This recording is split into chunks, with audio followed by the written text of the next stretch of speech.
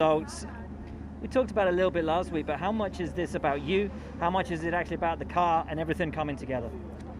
I think everything is coming together as a package, driver plus a little bit of setup, a little bit of improvements. But yeah, still long way to go. I think the midfield is so tight that a small mistake on the weekend, even starting in FP1 or FP2, you take the wrong direction on setup or something, and that compromised the whole weekend. So it is a very narrow line of scoring points or not scoring points. At the moment, we've been in the good side, but we need to keep the hard work. You talk about that fine line. You seem to be on the good side of it. Esteban seems to have fallen onto the bad side of it. From what you guys are seeing in engineering, from the debriefs, how can you, as with all of your experience, help to bring him back into the fold so you're both scoring points? Well, I think that's a very individual thing because there are not a magic solution.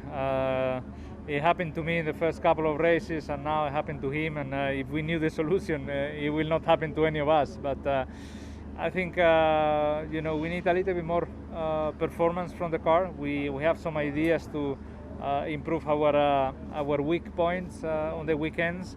But yeah, as I said, it depends of the layout of the circuit. We seem to have a little bit more performance or less performance. Austria is not one of the best, so we have to defend a little bit ourselves here, and damage limitation. And of course, with the focus for so many people already being on 2022, will it be about hanging on for this year and focusing on next? Yeah, you have to find a balance for sure on how much you put the effort into the 2021 updates or you switch to the 22.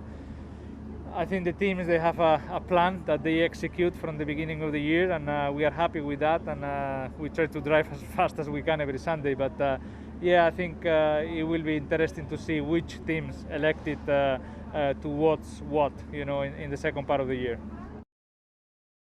Was last weekend a weekend you want to look back on? And if no to both, what can you learn from both that will make this a weekend that you do want to look back on? Yeah, exactly. It's been a couple of difficult weekends overall for us on our side. Definitely, some things are going on that we are not finding pace. We're not finding the lack of rhythm that we are seeing, and obviously it's been a good couple of days to stay here, to being able to work with the engineer closely. We had 3 days to reflect on some things, and hopefully we will find a solution to that with what we are going to test, but only time will tell if that's the case. But it's going to be anyway a very different weekend. It seems to be colder.